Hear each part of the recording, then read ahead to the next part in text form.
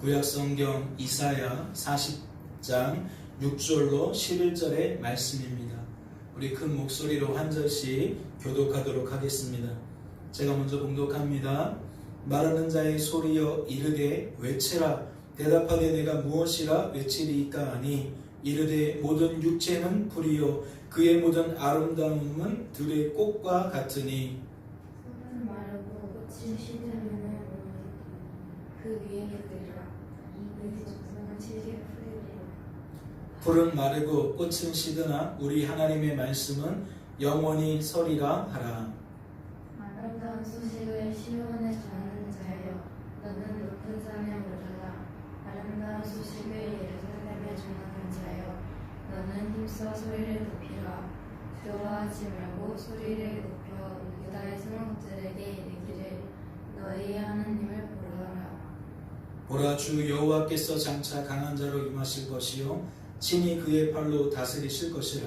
보라 상급이 그에게 있고 보응이 그의 옆에 있으며 그는 목자같이 양떼를 먹이시며 어린 양을 그 팔로 모아 품에 안으시며 젖먹이는 암컷들을 공손히 인도하시리로다. 아멘. 오늘은 너희의 하나님을 보라 하라 라는 제목으로 말씀을 나누고자 합니다. 말씀을 보실까요? 너희의 하나님이 이르시되 너희는 위로하라. 내 백성을 위로하라. 너희는 예루살렘의 마음에 닿도록 말하며 그곳에게 외치라. 그 노역의 때가 끝났고 그 죄악이 사함을 받았느니라. 무엇을 깨닫게 되십니까? 범죄한 우리들에게, 성도된 우리들에게 정말 필요한 위로가 무엇인지, 진정한 위로가 무엇인지 말씀을 통해 깨닫게 되십니까? 범죄한 우리들에게 반드시 필요한 위로는, 꼭 필요한 위로는, 정말 필요한 위로는 오직 복음인 줄로 믿습니다. 성도된 우리들에게 진정한 위로는 오직 복음밖에 없다는 거죠. 다시 말씀을 드립니다. 범죄한 우리들에게 정말 필요한 위로는 오직 복음입니다. 성도된 우리들에게 진정한 위로를 주는 것은 오직 복음밖에 없다는 거죠. 다시 말해 우리 구주 예수 그리스도를 통해 범죄한 우리들이 우리들의 죄에서 구원받게 되는 것이, 건짐받게 되는 것이 유일한 위로라는 겁니다. 말씀을 보세요. 그가 또 엘리야의 심령과 능력으로 주 앞에 먼저 와서 아버지의 마음을 자식에게 거스르는 자를 의인의 슬기에 돌아오게 하고 주를 위하여 세운 백성을 준비하리라.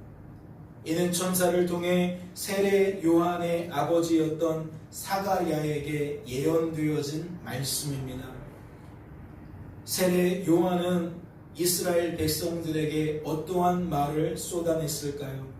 예언되어진 말씀을 보니까 그는 아버지의 마음을 자식에게 과연 어떻게 표현했겠냐는 겁니다.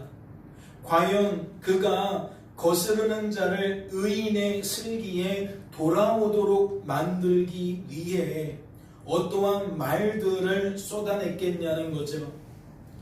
성경은 이렇게 그가 쏟아낸 말들을 소개하고 있습니다. 요한이 세례받으러 나아오는 무리에게 이르되 독사의 자식들아 누가 너희에게 일러 장차 올 진노를 피하라 하더냐. 그러므로 회개에 합당한 열매를 맺고 속으로 아브라함이 우리 조상이라 말하지 말라. 내가 너희에게 이르노니 하나님이 능히 이 둘둘 너도 아브라함의 자손이 되게 하시리라.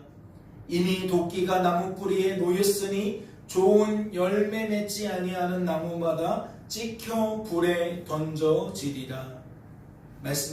발견하셨습니까? 세례 요한은 이스라엘 백성들에게 어떠한 말로 복음을 전했습니까?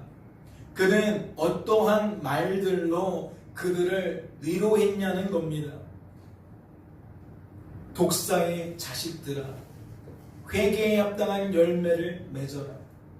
좋은 열매 맺지 않은 나무마다 찍혀 불에 던져질 것이다.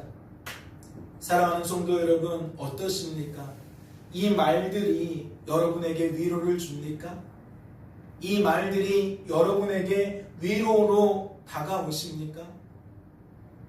하나같이 어떠한 말들이죠? 누군가를 치는 말입니다. 누군가를 찌르는 말입니다. 그 말을 듣고 받아들이기에는 결코 쉽지 않은 말들이라는 거죠. 그런데 이런 질문을 드리는 거예요. 여러분, 이런 말들이 여러분에게 복음으로 여겨지십니까? 여러분에게 위로로 다가오시냐는 겁니다. 저는 이 말들이 위로로 들려집니다. 이 말들이 복음으로 여겨진다는 거죠. 그 이유가 무엇인지 아십니까? 제가 그리 여기게 되는 이유가 무엇인지 가늠이 되시냐는 겁니다. 제가 그리 여기게 된 이유는 이 말씀을 통해 악하고 약하고 무능한 나라는 존재, 나의 실체, 나의 민낯, 그것을 더욱 깊이 깨달을 수 있기 때문입니다. 스스로의 힘과 능력으로는 내가 아무것도 할 수 없다는 것을, 나는 결코 하나님이 받으실 만한 의의 소산을 낼 수 없다는 것을 더욱 깊이 깨닫게 된다는 거죠. 세례 요한이 일컫는 독사의 자식은 맞아, 그 사람은 독사의 자식이야, 이런 이야기가 아니라 바로 그 독사의 자식이 나라는 것을 더욱 깊이 깨닫게 된다는 겁니다. 그렇다면 그 결과는 무엇일까요? 나와 함께 하시며 때를 따라 돌보시고 때를 따라 붙들어 주시는 하나님이 아니면 내가 아무것도 아니라는 이 생각, 이 감정, 이 의지가 저로 하여금 어떠한 삶을 살아가게 만들겠냐는 겁니다. 우리 구주 예수 그리스도를 주어진 삶의 자리에서 더욱 대망하며 살게 만드는 줄로 압니다. 다시 말해, 내가 얼마나 악하고 약하고 무능한지를 처절하게 깨달을수록 우리는 스스로 무언가를 하려고 하지 않고, 스스로 내 인생을 주관하거나 구원하려 하지 않고, 주관자요 구원자이신 하나님을 더욱 대망하며 살게 된다는 거지요. 그분을 더욱 바라보게 된다는 것이고, 그분을 더욱 의지하게 된다는 것이고, 그분을 더욱 자랑하며 살게 된다는 겁니다. 마치 우리가 성탄절날 살펴보았던 시므온처럼, 마치 성탄절날 살펴보았던 동방 박사들처럼, 마치 성탄절날 살펴보았던 마리아처럼, 요셉처럼 우리들은 뭐하게 된다? 주어진 삶의 자리에서 우리의 생각과 감정과 의지를 끌고 가시는, 주관해 가시는, 구원해 가시는 하나님을 더욱 대망하며 살게 된다는 것이죠. 이것이 왜 중요하죠? 이것이 왜 우리의 인생에 참으로 중요한 겁니까? 죄라는 것은 하나님 대신 하나님이 아닌 것들을 바라보게 만들기 때문입니다. 하나님을 바라보며 살아가야 되는 것이 본분인데, 하나님 의지하며 사는 것이 본분인데, 하나님 자랑하며 사는 것이 본분인데, 죄라는 것은 온통 뒤죽박죽으로 섞어버린다는 거죠. 왜 꼭 하나님이어야 되느냐라는 질문으로부터 시작해서 너도 하나님이 될 수 있다라는 의혹을 던져주고, 결국 우리들로 하여금 그 황당한 말에 넘어가서 하나님께 범죄하게 만든다는 겁니다. 뭐하지 못하도록, 전적으로 하나님만 바라보고 의지하고 자랑하지 못하도록. 말씀을 보세요. 이 아이여 내가 지극히 높으신 이의 선지자라 일컬음을 받고 주 앞에 앞서가서 그 길을 준비하여 주의 백성에게 그 죄 사함으로 말미암는 구원을 알게 하리니 이는 우리 하나님의 국률로 인함이라. 이로써 돋는 해가 위로부터 우리에게 임하여 어둠과 죽음의 그늘에 앉은 자에게 비치고 우리 발을 평강의 길로 인도하시리로다 하니라. 이것은 세례 요한의 아버지였던 사가랴를 통해 하나님께서 언약하신 대로 6개월 뒤에 태어난 세례 요한에게 예언하신 말씀입니다. 우리 예수님보다 6개월 먼저 태어나게 된 세례 요한을 향하여 하나님께서 그의 아버지인 사가랴를 통해 예언하게 만드신 말씀이라는 거죠. 하나님께서는 세례 요한을 통해 주의 백성에게 죄 사함으로 말미암는 구원을 알게 만드신다고 말씀하셨습니다. 말씀을 보니까 어떻게 알게 하신다는 겁니까? 또한 알게 하시는 결과가 무엇이라는 겁니까?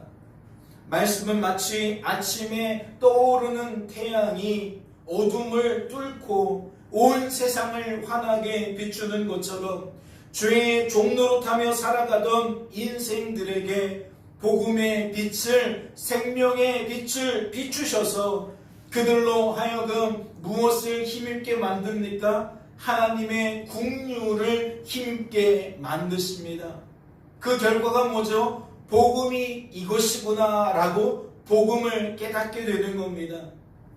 그래서 그들의 걸음들이 이제는 평강의 길로, 구원의 길로, 다시 말해 주관자요 구원자이신 하나님께로 인도되어진다라는 거죠. 지금 말씀은 그러한 이야기를 쏟아내고 있는 겁니다. 그렇다면 이것은 무엇을 드러내는 거죠? 앞서 설명을 드린 것처럼 하나님 때문에 복음이 내게서 튕겨나가는 것이 아니라 받아들여지는 사람들은, 복음이 복음으로 여겨지는 사람들은 복음을 들을 때에 오히려 진정한 위로를 얻게 된다는 겁니다.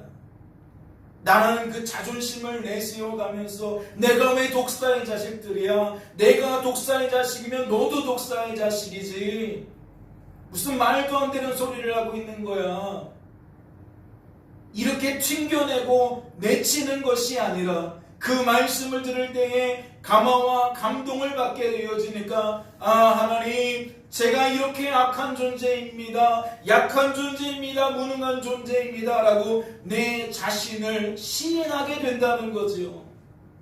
내가 입술만 열면 죄를 쏟아냅니다. 내 모든 행실이, 태도가 주어진 삶 속에서 끊임없이 하나님을 대적하고 있습니다. 하나님을 모른 척하고 있습니다. 라고 온전히 내 민낯을 아버지께 시인하게 된다는 겁니다.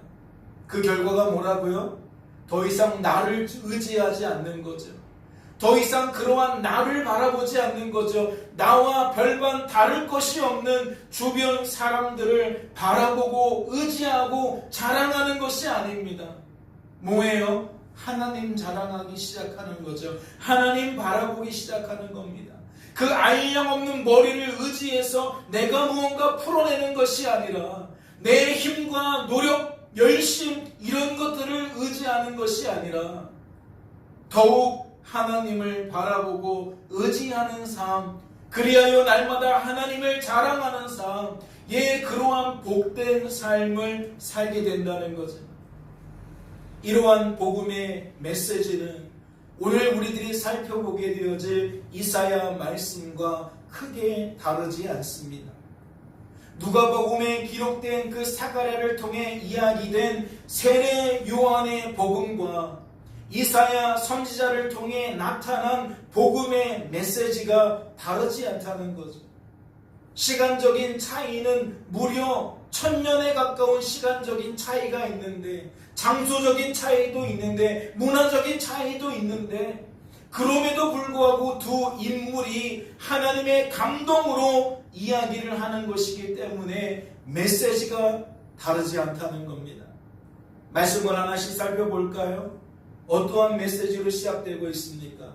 여호와의 영광이 나타나고 모든 육체가 그것을 함께 본다라는 메시지로 시작되고 있습니다. 누구를 향한 메시지입니까? 우리 구주 예수 그리스도의 성육신에 대한 이야기입니다.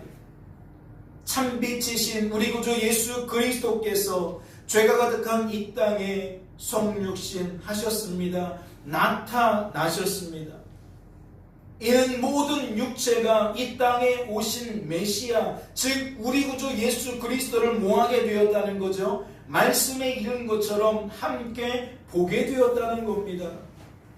죄의 종로로 타며 살던 인생이 죄악이 가득한 그 가치관과 상식에 붙들리고 사람 논리와 환경 논리에 사로잡혀 살던 인생들이 참빛이 비추어질 때, 즉 여호와의 영광이 나타나게 될 때에 뭐하게 되었다? 함께 보게 되었다. 그렇다면 그 결과는 무엇입니까? 우리 구주 예수 그리스도를 본 결과가 무엇이냐는 거예요.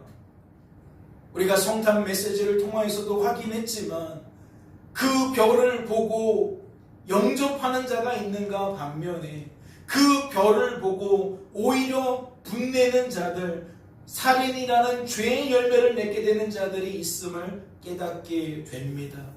이는 무엇을 강증하는 거죠? 우리 구주 예수 그리스도를 나의 주 나의 하나님으로 받아들이는 사람에게는 생명이 주어지지만 그렇지 않은 자들에게는 죽음이 주어진다는 겁니다. 말씀을 보실까요? 우리 구주 예수 그리스도를 나의 주 나의 하나님으로 영접하는 자가 누구겠습니까? 시므온 같은 사람이죠. 동방 박사들 같은 사람입니다. 그들은 주어진 삶의 자리에서 어떠한 삶을 살던가요? 크게 기뻐하는 삶을 살게 됩니다. 다시 말해 세상이 줄 수 없는 참된 기쁨을 누리며 산다는 거죠. 영원한 생명을 누리며 산다는 겁니다.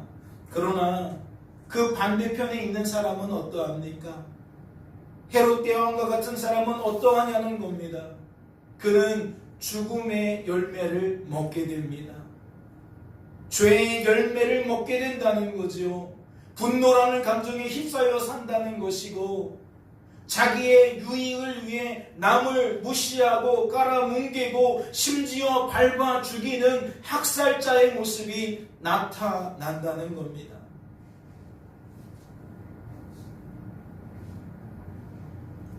여러분, 말씀도 이런 이야기를 이렇게 풀어주고 있어요.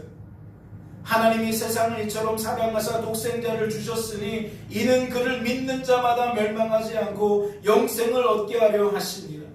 예수 그리스도를 우리에게 보내주신 목적이 무엇이냐? 그를 믿고 멸망 대신 영생을 누리게 하시기 위함이었다라는 거예요. 하나님이 그 아들을 세상에 보내신 것은 세상을 심판하려 하심이 아니요 그로 말미암아 세상이 구원을 받게 하려 하심이라. 하나님의 진심이 무엇인지 목적이 무엇인지 그 맥락이 일관되게 소개되어지고 있습니다. 그런데 실상은 어떠하다는 거죠? 그를 믿는 자는 그와 같은 은혜를 누리지만 믿지 아니하는 자는 이미 심판을 받았다고 말합니다.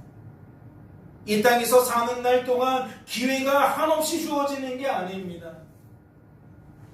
예수 믿을 수 있는 기회가 한없이 주어지는 게 아니에요. 부지불식간에 우리의 인생이 걷어갈 때가 있습니다. 이 땅에서 우리의 삶이 맞춰질 때가 있어요. 그런데 만약 우리들이 믿는 자의 반열에 들지 못한다면 결국 우리는 이 땅에서도 죽고 영원한 세상에서도 날마다 죽는 비극을 경험할 수밖에 없다라는 거죠. 무엇을 깨닫게 되십니까? 2000년 전에 이 땅에 오신 예수 그리스도 그 초림 사건, 그 성육신 사건을 통해 하나님의 심판과 구원은 이미 시작되었습니다. 오늘날도 마찬가지입니다. 지금 이 순간에도 마찬가지입니다.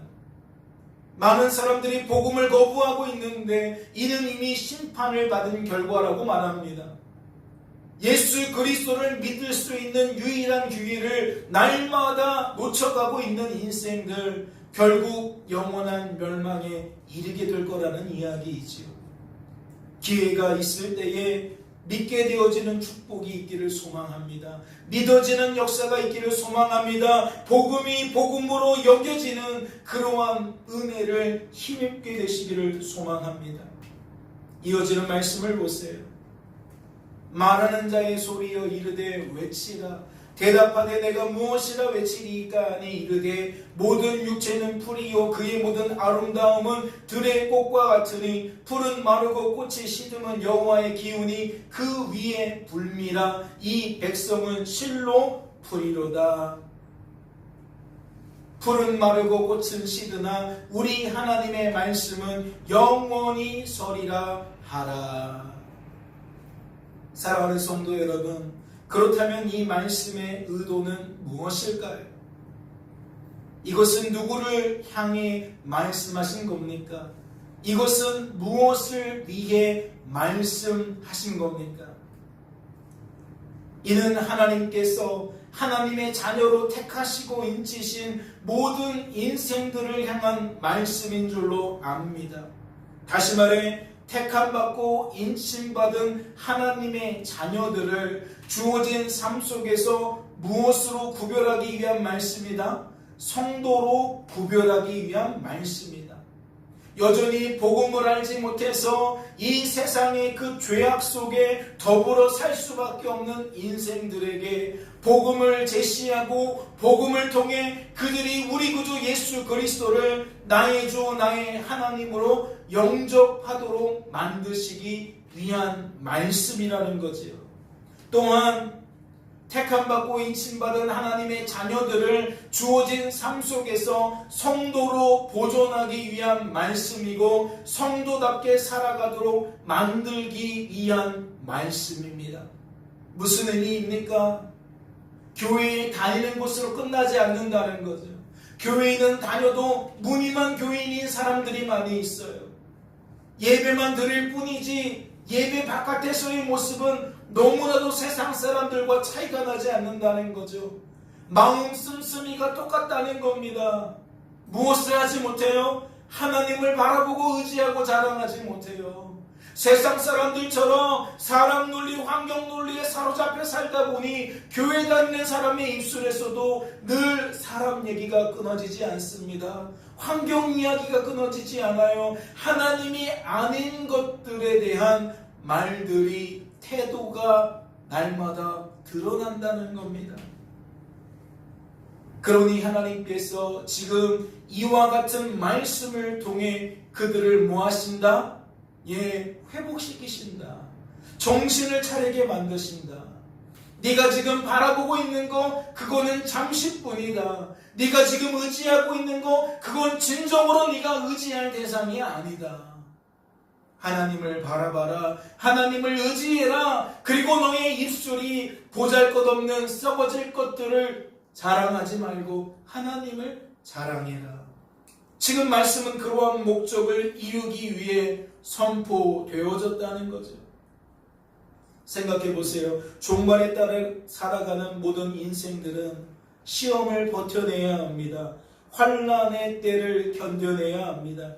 이는 무엇을 의미합니까? 마지막 심판의 날을 향하여 점점 더 다가갈수록 이 세상은 죄가 더욱 많아지는, 관영해지는 세상이 된다는 겁니다.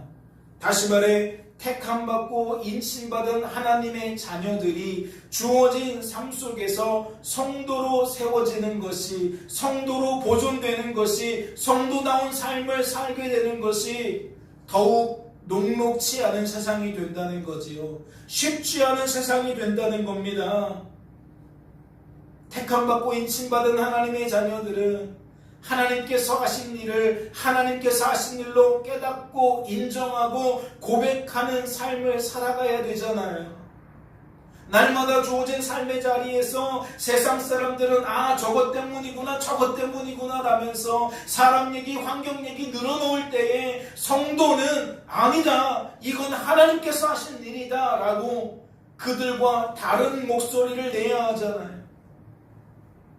그래야만, 그렇게 살아갈 수 있어야만 악하고 약하고 무능한 우리들이 주어진 삶의 자리에서 뭐 할 수 있는 겁니까? 성도로 세워질 수 있는 겁니다. 보존될 수 있는 겁니다. 성도다운 모습으로 살 수 있는 겁니다.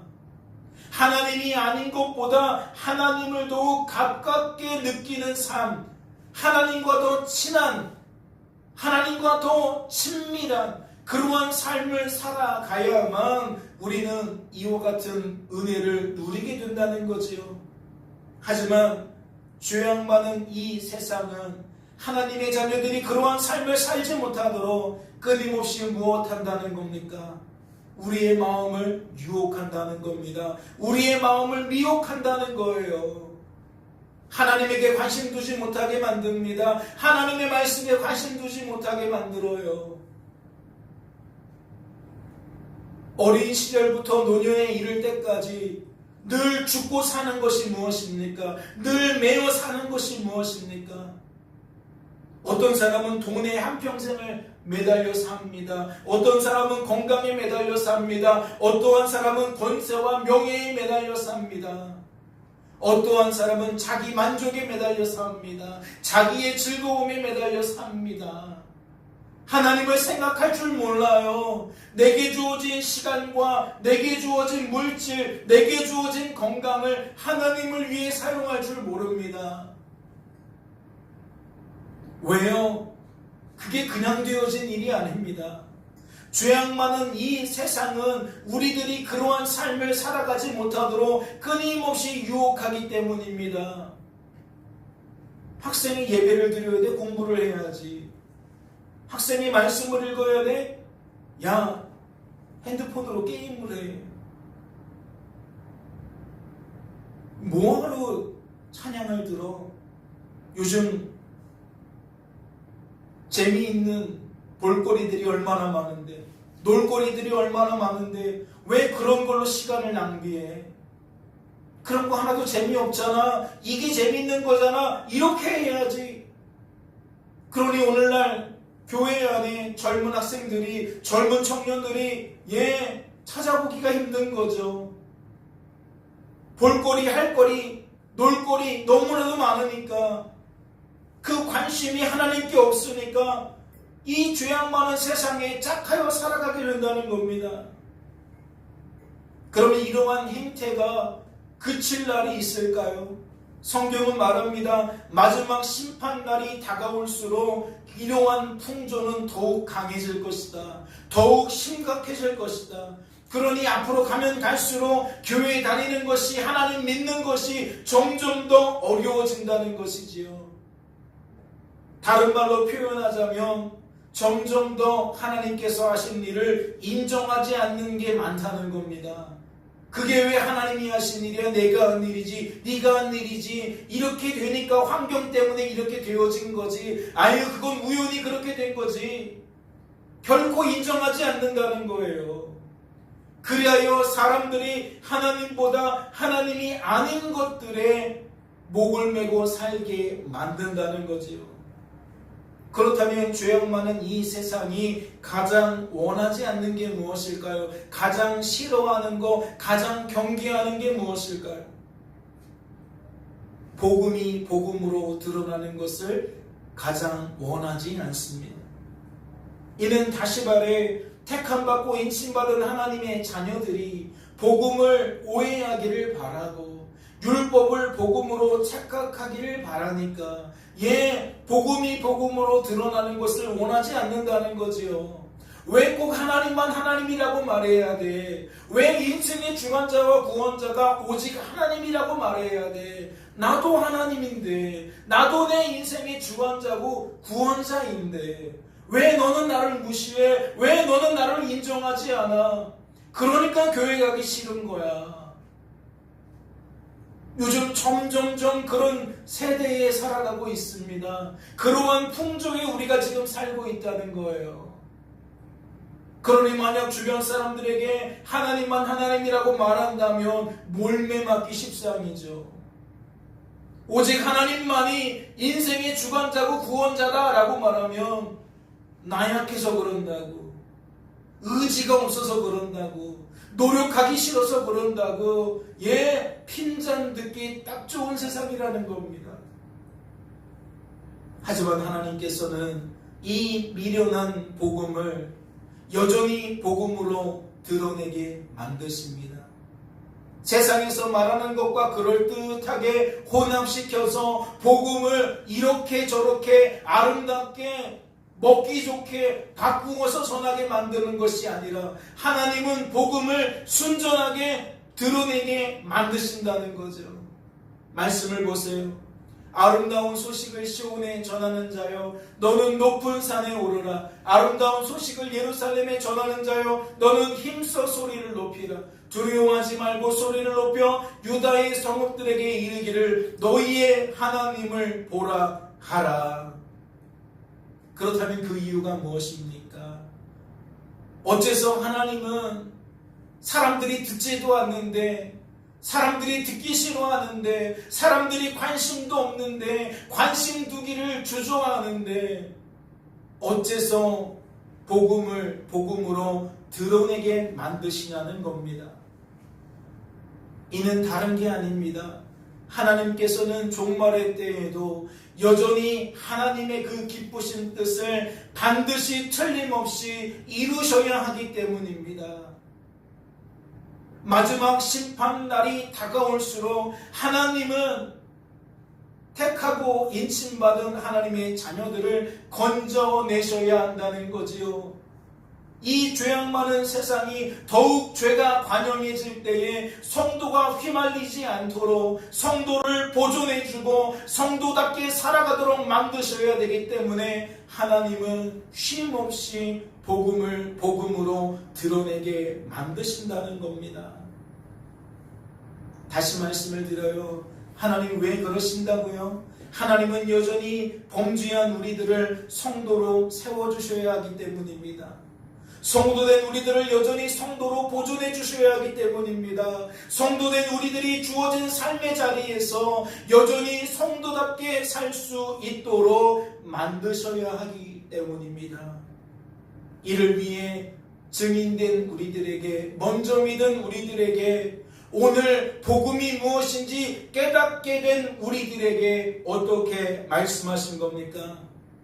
너희의 하나님을 보라고 말하게 하신 겁니다. 사람들에게 하나님을 바라보라고 이야기를 했다는 거지요. 성도들에게 사람을 보라는 이야기하는 것이 아니라, 환경을 보라는 이야기하는 것이 아니라, 우리들을 주관하고 구원해 가시는 하나님을 보라고 말하게 하셨다는 겁니다. 이는 우리들과 함께 하시며 우리들을 향한 하나님의 그 기쁘신 뜻을 따라 우리들의 걸음을 여전히 돌보시는, 여전히 붙들어 주시는 나의 주 나의 하나님을 보라고 말하게 하셨다는 거지요.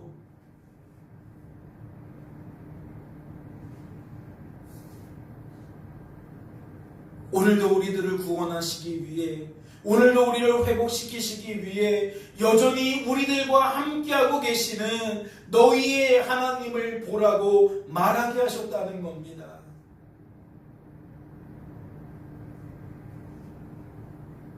말씀을 보세요. 보라, 주 여호와께서 장차 강한 자로 임하실 것이요 친히 그의 팔로 다스리실 것이라. 보라, 상급이 그에게 있고 보응이 그의 앞에 있으며. 우리 구주 예수 그리스도가 심판주로 이 땅에 다시 오십니다. 다시 오십니다. 그분이 왕으로서 오십니다. 그분이 주님으로 오십니다. 그때에는 늦어요. 기회가 없습니다. 인생을 내가 마음껏 허비하다가 좀 뒤늦게 하나님 믿으면 되지 안 통합니다. 하나님 믿고 싶은데 하나님 나 믿어지게 하지 않았잖아요. 하나님 탓하는 거 안 통합니다. 바로 지금이 결단해야 될 때고 바로 지금이 깨어나야 할 때입니다. 신앙생활이 하면 할수록 더 하나님 때문에 하나님을 깊이 알아가는 자가 진짜 복된 삶을 사는 겁니다. 교회를 다녀도 늘 쳇바퀴 돌듯이 제자리 걸음하고 있는 성도는 하나님 기뻐하지 않는다는 거죠. 여러분, 지금 이사야서 40장 10절 말씀은 무엇을 보라는 겁니까? 인생의 구원자이신 하나님을 보라는 겁니다. 내 힘으로 할 만큼 다 하다가 안 되면 하나님 보라는 얘기 아니라고요. 세상 사람들처럼 내가 최선을 다해 노력하고 신께 도움을 구해야 신도 감동을 받고 도와주는 거 아니겠느냐? 천만의 말씀이라고. 인생의 주관자요 구원자이신 하나님은 우리의 반응에 따라 역사하시는 분이 아닙니다. 그분은 그분의 뜻을 이루어 가십니다. 그런데 그분이 바라시는 건 뭐예요? 우리가 동행하는 겁니다. 하나님과 같은 곳을 바라보는 것이고 손을 잡고 같이 걸어가는 겁니다. 그래서 날마다 우리 입술이 하나님 때문입니다. 하나님께서 하셨습니다. 하나님 감사합니다. 라고 하나님의 흔적들을 발견하고 하나님께 영광 돌리기를 바라신다는 거지요. 우리가 그 하나님 때문에 즐거워하기를 바라신다는 겁니다. 그러니 그분이 가장 원하시는 게 뭐겠습니까? 하나님이 아닌 것을 바라보는 걸 멈추는 겁니다. 그리고 하나님을 바라보는 겁니다. 그래서 지금 9절부터 10절까지 자꾸만 뭐 얘기하고 있는 겁니까? 보라고 얘기하는 겁니다. 하나님 이런 분이니까 보라고 이야기한다는 거지요. 그러면 그 다음 절에서는 우리 하나님을 어떻게 소개합니까? 그는 목자같이 양떼를 먹이시며 어린 양을 그 팔로 모아 품에 안으시며 젖먹이는 암컷들을 온순히 인도하신다고 소개하고 있습니다. 저는 묻지 않을 수가 없어요. 여러분 주어진 삶 속에서 무엇을 보고 계십니까? 무엇을 바라보고 계십니까? 오늘 하루 동안 여러분들은 하나님 바라보실 수 있었습니까? 주어진 삶의 자리에서 가정이든 학교든 일터든 사업장이든 대한민국이든 해외든 주어진 그 삶의 자리에서 하고 있는 해야 되는 그 역할 속에서 하나님을 바라보실 수 있었냐는 겁니다. 나와 함께 하시는 하나님을, 나를 먹여주시는 하나님을, 나를 품에 안으시는 하나님을, 나를 인도하시는 하나님을 여러분은 보고 계셨냐는 거지요. 다시 말해 오늘 하루를 살면서 나와 함께 하시는 하나님을 친밀하게 여기고 계셨냐는 겁니다. 가깝게 여기셨냐는 거지요. 눈에 보이는 부모님은 가깝죠. 눈에 보이는 친구는 가깝습니다. 눈에 보이는 동료는 가까워요. 그러니 육신의 안목을 따라 살기 딱 좋은 겁니다. 잠자는 사람은 죽은 자와 다를 바가 없어요. 예수 믿는 게 아닙니다. 예수 믿지 않는 자와 다를 바가 없는 거예요. 진짜 예수를 안 믿는다는 게 아니고 교회를 다니지만 복음의 큰 유익을 누리지 못하고 여전히 세상 사람들과 진비 없다는 거죠. 하나님께서 오늘 저와 여러분을 이 자리로 불러주신 까닭이 무엇이겠습니까? 아브라함을 부르신 것과 다르겠습니까? 사라를 부르신 것과 다르겠습니까? 다르지 않습니다. 이는 우리들이 무엇을 바라보고 있는지를 드러내 주시기 위함입니다. 또한 우리들이 무엇을 바라보아야 되는지 드러내 주시기 위함입니다. 다시 말해 수정해 주시기 위함이라는 거죠. 변화시켜 주시기 위함이라는 겁니다. 하나님이 아닌 것들에게 꽂혀 있는 우리들을 이제 하나님께 매달릴 수 있도록 만드시기 위함이라는 거지요. 다시 말해 우리들의 시선이 무엇을 향하고 있는지, 우리들의 시선이 무엇을 향해야 되는지 깨닫도록 만드시기 위함이라는 겁니다. 끝으로 오늘 새벽에 살펴보았던 고린도후서 4장 말씀을 봉독하고 말씀을 마치려고 합니다. 그 내용을 보니까 마침 오늘 설교의 내용과 딱 짝을 이룹니다. 이사야 말씀과 딱 짝을 이룬다는 거죠. 우리 같이 한 목소리로 봉독하실까요? 그러므로 우리가 낙심하지 아니하노니 우리의 겉사람은 낡아지나 우리의 속사람은 날로 새로워지도다. 우리가 잠시 받는 환난에 경한 것이 지극히 크고 영원한 영광에 중한 것을 우리에게 이루게 함이니 우리가 주목하는 것은 보이는 것이 아니요 보이지 않는 것이니 보이는 것은 잠깐이요 보이지 않는 것은 영원함이라. 깨닫는 은혜가 있으시기를 주님의 이름으로 소망합니다. 잠시 기도합니다. 하나님 아버지, 여전히 복음을 복음으로 여기지 못하는 이들이 너무나도 많습니다. 복음이 아닌 것을 복음처럼 여기고 복음처럼 숭배하는 모습들이 이 세상에 만연합니다. 하나님만 하나님이신데 이것을 부정합니다. 인생의 주관자와 구원자는 오직 하나님인데 이것을 부인합니다. 주님 어찌합니까? 실은 성도된 우리들도 그들과 짝하여 살 때가 너무나도 많으니 어찌합니까? 그럴듯한 말로 아무리 포장해도 우리에게는 여전히 두 마음이 있어서 부죽을 시간에 저들처럼 말하고 행하니 어찌합니까? 주님께서 오늘 말씀을 우리에게 들려주신 까닭은 그러한 우리들의 민낯을 드러내시고 인정하고 고백하도록 만드시기 위함인 줄로 믿습니다.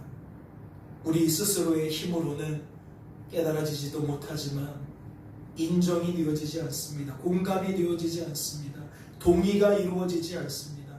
하나님 강권적으로 역사해 주셔서 복음이 복음으로 여겨지게 하여 주옵소서. 머리로만 아니라 가슴으로 여겨지게 하여 주옵소서. 그리하여 우리의 의지가 선한 의지로 작동되게 하여 주옵소서. 우리의 입술이 하나님 자랑하는 것으로 우리의 손과 발이 우리의 삶의 습관과 태도가 성도다운 모습으로 나타나질 수 있도록 주님 역사하여 주시옵소서.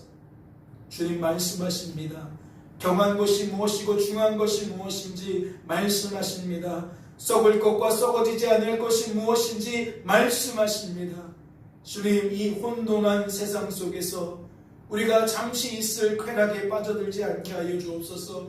잠시 주어지는 유익에 목매어 살지 않게 하여 주옵소서. 오히려 그런 것들을 통해 하나님을 더욱 바라보고 의지하고 자랑하는 삶을 살아갈 수 있도록 주님 축복하여 주시옵소서. 주께서 우리를 붙들어 주실 줄로 믿고 감사드리며 이 모든 말씀 우리를 죄에서 구원하신 예수님의 이름으로 기도하옵나이다. 아멘.